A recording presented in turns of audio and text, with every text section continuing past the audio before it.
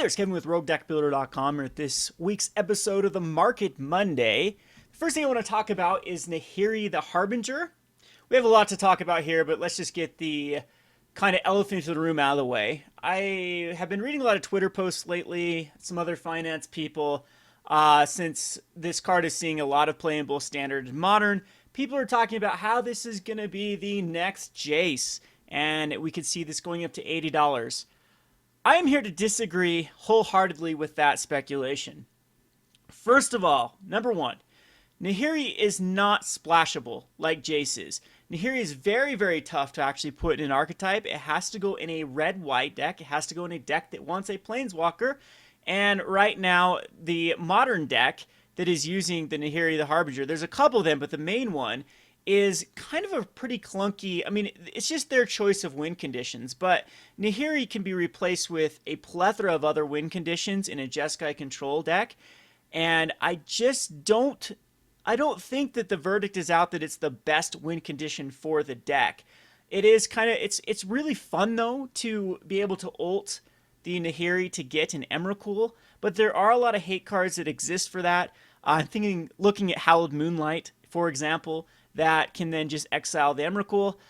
So I think that as time goes on, and it is a 4 of, that's the one good thing about the Nahiri and most of those deck lists is it is a 4 of because it's has some nice little synergy also with Emrakul if you have it in your hand. Nahiri can actually discard Emrakul to draw you a card. So just, you never want to see it. You're not going to be hard casting the Nahiri, and Emrakul shuffles back in. Just these two cards were meant to be played together.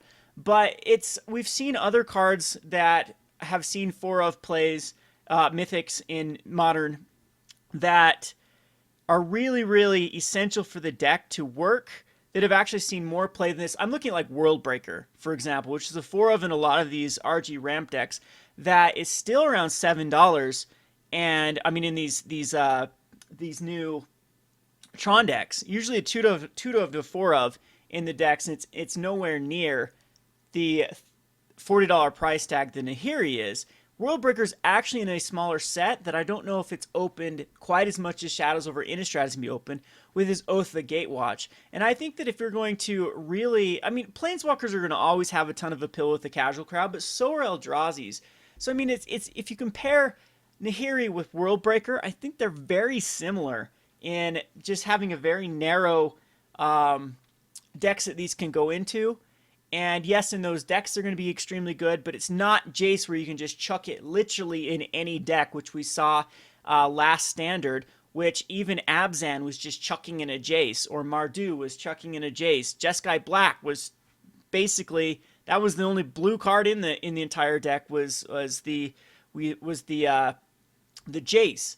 So, and we even see that right now with some of these collected company builds in Standard. Just thrown in Jace is the only blue card. Even the aristocrats, the black-green sacrifice decks, you'll see a Jace just thrown in there. That is why the card went up to $80, is the ability to splash it. Now, second of all, Origins. Let's just talk about the big difference between Origins and Shadows over Innistrad. Origins has this really finite time that it's open. It was a summer set, I believe. Yeah, it was a summer set last time. Summer is notorious the weak time in Magic for sales. We see it at our local game store. Spring and summer are usually dismal for like the number of people that turn out for the pre-releases for... so the summer pre-releases are usually, the game days are really low. The F&Ms are actually really low compared to fall and winter, especially in an area like mine where there's tons of things to do out in the outdoors. People just forget about Magic for the summer and they come back to Magic when it starts, the weather starts changing and school starts. So they're back with their, what can I do with my friends? And they end up coming to getting back into Magic. And so we see this all the time. Like people will talk about how, Mutavault went up to $40 as a rare. I think that some of these huge price increases that we've seen in core sets and Origins are just that. It's because they're in that tiny set on comparison to a huge set that gets drafted twice. Historically, the first sets were actually drafted 3 times in their block, but these ones are still drafted twice. They're actually, like Shadows of Innistrad are going to be in the holiday gift boxes for the Eldritch Moon. Those are more packs are going to be opened, and you just cannot compare a Shadows over Innistrad card with an Origins card. They're always going to be able to. The Origin cards are always going to be able to have a higher price increase or ceiling than the first block of a new set. Now, also, lastly, Nahiri is in right now a set that is just packed full of value. We're seeing a lot of cards that are seeing eternal playability in the Shadows of Innistrad block. We still see Avacyn that sees probably a ton more play than the Nahiri in Standard at the moment, and a lot of other just gems out of the set that I don't think that... I always talk about this in these financial videos, is that if a set is always going to be worth over a certain threshold, people just open boxes until it's not worth that. And so something has to give. And I think this is just all based on hype. The big hype was that this just won a tournament, and it did so in a very splashy manner. But if you actually look at, I believe, the top 16, there was only 2 lists that used Nahiri, and one of them was just using Nahiri because it is an excellent control card. The -2 on Nahiri is great in Modern. Destroying an artifact and an enchantment or a creature is phenomenal, and then you can start getting value out of it. But I don't know. I think that Nahiri is more... It still has yet to prove herself, I think, for a long-standing... I don't really like the Jeskai archetype. I just played against it with Skred Red, and it was the easiest matchup in the entire world because of how greedy the mana base was and how bad Nahiri was in that particular matchup. And this is a deck that wants to be running like remands and cryptic commands a lot of times, and it's very, very tough to really... hit that mana base perfectly to get Nahiri off on the turn 4 Nahiri or possibly a turn 3 if you have a way to ramp into it. But turn 4 Nahiri, then discard 2 cards, and then Emrakul. So I think that as the metagame adjusts, I'm trying to think of what matchups are actually bad versus this, because traditionally the Jeskai decks are tough for the hyper-aggressive decks like Infect, like Burn, like Zoo, and then Jund can just rip this stuff out of their hand. And then Jund is very good against the control-based decks.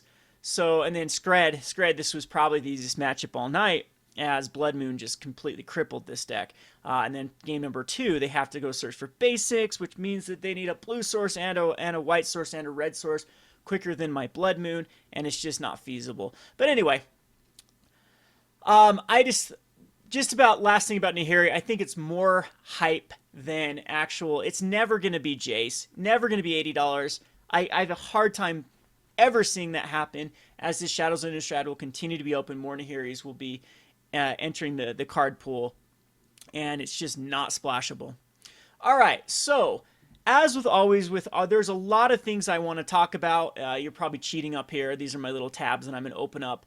Huge announcements. Huge. I don't know why they decided to just barf out like every announcement for the entire year in one day. When I woke up this morning, I really thought that we'd see some Legacy or Eternal Masters spoilers, and I get to talk about that. But no Legacy Masters or Eternal Masters spoilers, but a ton of announcements. But first of all, I want to talk about the picks of cards in Standard right now. I guess we've talked about Nahiri, so I'm going to pick 2 other cards to talk about. And the first one is Eldrazi Displacer. If there ever was a gem that I think you should pick up that's just a duh for the long term, this is Eldrazi Displacer. This card is seeing a ton of play. I don't know how I've missed it up to this point, because it's one of my favorite cards to kind of abuse. And it's in a Modern deck that I think is incredibly powerful right now. A couple of the decks that I play are good versus Eldrazi Taxes, but Eldrazi Taxes can actually hold its own. I actually lost a match to Skred as it just locked me out with a turn 2 Thought-Knot Seer and ripped my Blood Moon out of my hand, and then proceeded to control the board with the flickering of the Scholars, and just kept exiling cards. It was very annoying. So it is a 4 of, or it's between a 2 and a 4 of an Eldrazi Taxes, but it is now in these 4-colored company decks. We had a flavor of the week that was using the infinite combo with Eldrazi Displacer, which uses Brood Monitor, and then you flicker it, and then you can basically keep flickering the Brood Monitor as many times as you want. So it's also a very big staple in this white-black control. I love flickering Wasteland Stranglers and Avacins. It gets just tons of value to flicker them.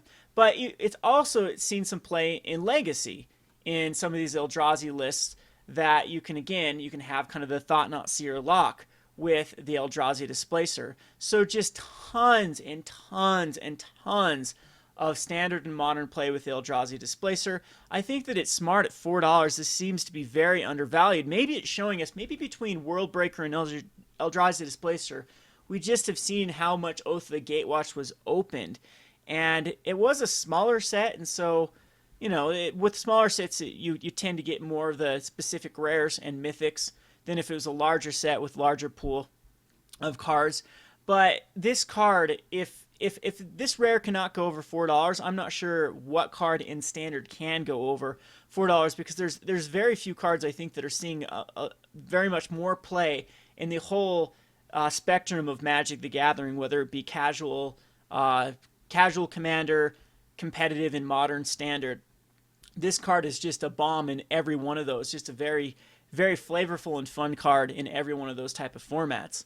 The other one that I want to talk about that is in the exact same deck is the Wasteland Strangler. I've talked about this before, but this just seems extremely low to me now that it's about the lowest it's ever been. This is another card that sees so much play. It started in that Eldrazi Taxes deck. It sees play. We also see in the like an Abzan Flicker deck in Modern, and I think that it's still a very powerful card in Standard. You see it every now and again in some of these white-black controller, white-black Flicker decks in Standard.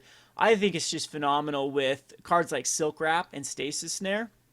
And then I'm going to probably go back to trying to make an Angelic Purge deck with those type of decks. I think it's very, very well positioned right now in the metagame. But Wasteland Strangler just seems pretty low for a card that we could see, you know, possibly being in the Pro Tour deck Eldritch Moon, and I can't see this card going down much more than $1. The only way is if maybe this was, people might correct me, was this in an intro deck or something like that? Is that the reasoning, or is this Battle for Zendikar that opened that a card that sees play in Modern and sees play in Standard is almost under the $1 range? That's just crazy to me. So I guess those are 3 cards in Standard I want to talk about. And now let's get to the huge announcements. So you can come over to the mothership and read the entire article, but the first thing they announced is the new block, which is Calladesh, which is going to probably be focused around Chandra. So they're coming out with a Planeswalker deck, which is really, really weird. Go and read about it, because it's just kind of confusing to me. It's going to replace intro packs, I think is what they said, because no one likes intro packs. So I think Tulare Community College made a huge rant about a video about how bad intro packs are, how they really are just terrible for everyone, new players, old players, everyone in between. So it's going to have 2 booster packs in it, I believe cost $15, but it's going to have a mythic Planeswalker in it, but it's going to be a not powerful mythic Planeswalker, which is just very, very confusing. And I think it's the only way you can get it, too, but they said it's not going to be playable in Standard. Well, it is, but it's not going to be powerful enough. But I scratch my head whenever Mark Rosewater says something like it's not going to be powerful enough. It just makes me think back to the Battlelands and his stupid comment about how he just knows the fetch lands and Battlelands will not be good together. I'll have to find that quote. How they're like, oh, it's not going to be a problem. We can print fetch lands and Battlelands because people aren't going to want them. It's just Battlelands are just not good with them. Facepalm. So this is a way for new players to get excited about commanders, I get, or planeswalkers. Again, then just go read the entire article. It's gonna have like 2 rares in it to tutor up those planeswalker cards, and then like it was like 2 more uncommons that work specifically with that card, and then 4 commons that have the name of that planeswalker or work with the planeswalker as well. So they're going to be 2-color decks, even though the only one that is spoiled so far is a Chandra deck, and it looks like it's blue-red because the box is blue. And just go and read that article if you want more information on it.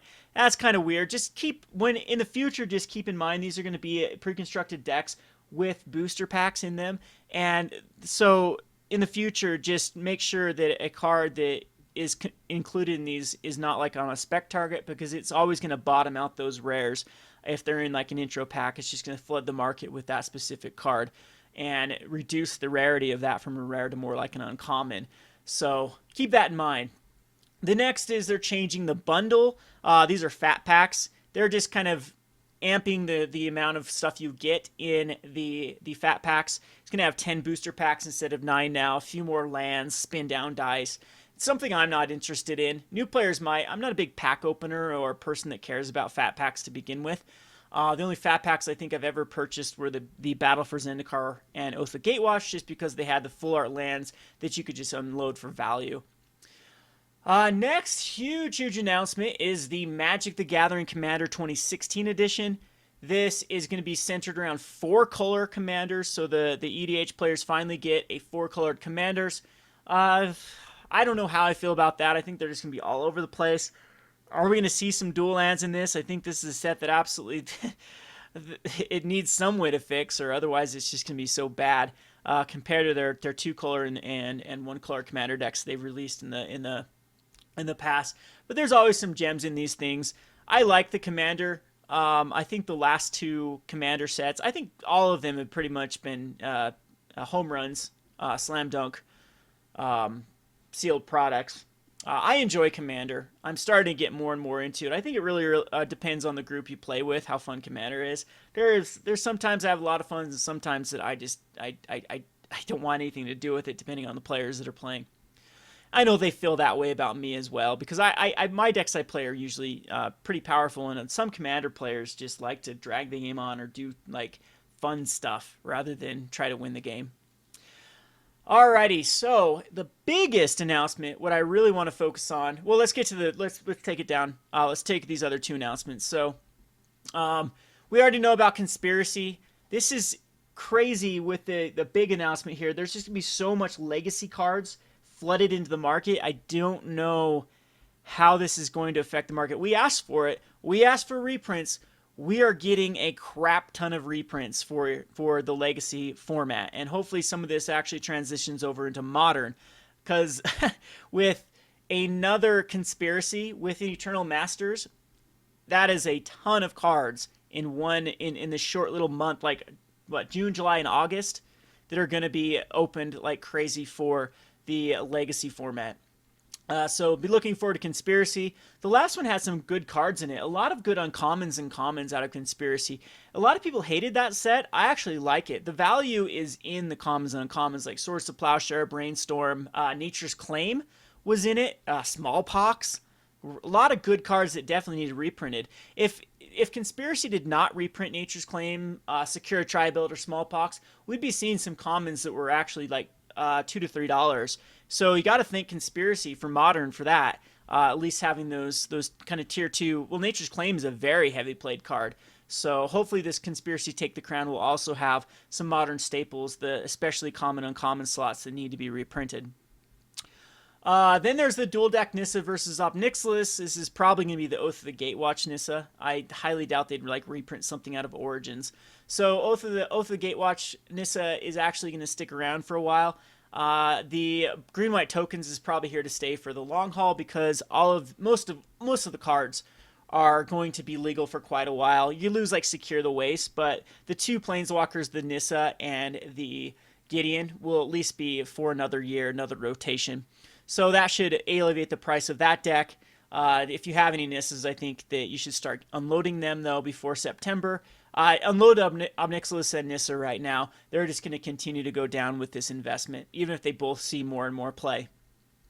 But lastly, the huge announcement, but I guess it just depends on how many local game stores get what. If this follows like the last anthologies, most game stores got between, like the smaller ones got between 10 and 20, and the larger ones got a little more than that with the last anthology set.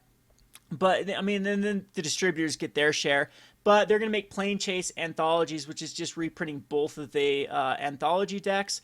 So let's just go read about that right now. So it's going to have 4 ready-to-play 60-card decks from the Plane Chase 2012 edition. and then 4 slide deck boxes, 35 double-side token cards, special edition planar die force. So this is going to be Planechase 2012. Okay. All right, so I've got this one loaded. This is what's in the 2012. So the money cards that I think you should get out of the Planechase 2012 edition are the Maelstrom Wanderer. It's $24 right now. The Shardless Agent, which is a legacy staple. A bunch of us have been wanting this in Modern, but it'd break Modern, especially now with Ancestral Visions. Unbanned. It'd have to ban the Ancestral Visions if Shardless Agent was going to come back. Ghostly Prison. This is just that specific printing, though. Core Spirit Dancer, which is a staple in the Bogles deck. If this gets another reprinting, I think that Daybreak Coronet is a card you should invest in heavily, because this just makes the price of Bogles go down even more. Some Bogles don't like to run the Core Spirit Dancer, though. I personally think that it's worth it to run it because this card just can get out of control very quickly. And then we have some other these like ninjutsu cards, the Sakashima student, and yeah, just a few other like $5 cards in here. But I think that all of these are definitely going to go down in value. The bigger ones, the Shardless Agent, the Ghostly Prison, this Brindle Show. This gets another reprint. This is seeing so much play in Pauper, even though it's an uncommon.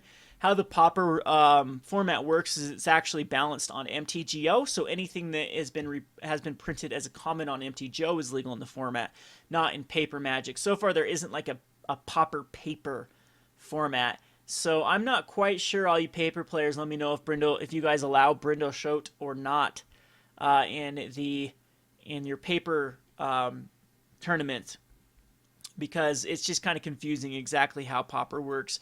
Is it paper? Is it MTGO? MTGO on MTGO, of course, is just things online. But I've never actually held a paper tournament in Pauper or played in one, so I have no clue how people balance that or the legalities of that. Anyway, that's the big announcements with the Market Monday. Just keep your eye on all of these announcements. These are huge announcements that are going to affect the market a ton. Definitely, as soon as the dual deck Nissa versus Ob Nixilis is spoiled, you need to get out of the cards that are reprinted in that deck. Look at Remand, what happened to a Remand. This could finally be the printing of Inquisition of Kozilek. This is where those fit perfectly. People were very upset that it was not put in, Inquisition of Kozilek was not put in the dual deck Eldrazi versus it's the Zendikar one, whatever that one was, that had the Oblivion Sower in it. But this one, I think that it fits the storyline, Inquisition of Kozilek, because Ob Nixilis was kind of helping the Eldrazi out a little bit. He was trying to destroy Zendikar. So anyway, definitely be looking for that list, and especially the Conspiracy spoilers that should be coming out pretty soon too, and the Eternal Master spoilers that should be coming out, I would say, within hours. I don't know. It's coming out in just a few weeks. Speaking of Eternal Masters, I'll do a whole post of this, but we are going to do some pre-orders for Eternal Masters for our set. We're going to get, I think I'm going to put up 7 to my community for the Magic that my fans. So I don't know how much the pricing is going to be. We're going to try to match eBay. Right now the eBay is anywhere between $240 and $280. And so I think we're going to bundle it with the playmat, around $275 or $280 for a playmat and Eternal Masters. Just be looking for that on either my Facebook or website. I'm going to try to at least release 7 to my fans, and it'll just be first come first serve unless I get a lot of people that want to buy it, and then we might just have to just do a lottery to see who can actually purchase it. But this money's going to go to help funding first of all the computer that we're going to try to get down at the store so I can produce more content. It's just killing me trying to keep up my YouTube. And we've done a ton of work. I'll have to show you our local game store again. We knocked down a wall. We bought some more cases. We've painted. We've made it look beautiful. Big shout out to Zach for that. He's a great business partner to have. It's starting to look great. So anyway, with that, it's just so tough for me to try to pump out content on a regular schedule. So I think this Eternal Masters will help fund a lot of projects that we're working on. So we will let 7. I think we're going to keep another 9 for our local game store to buy, but 7 of it we're going to first come first serve for the Rogue Deck Builder community. So if you are interested in Eternal Masters, email me, roguedeckbuilder@gmail.com, and we'll probably have a post on the website on how you can actually purchase that. So anyway, hope you enjoyed this video. This has been Kevin with roguedeckbuilder.com. Thanks for watching.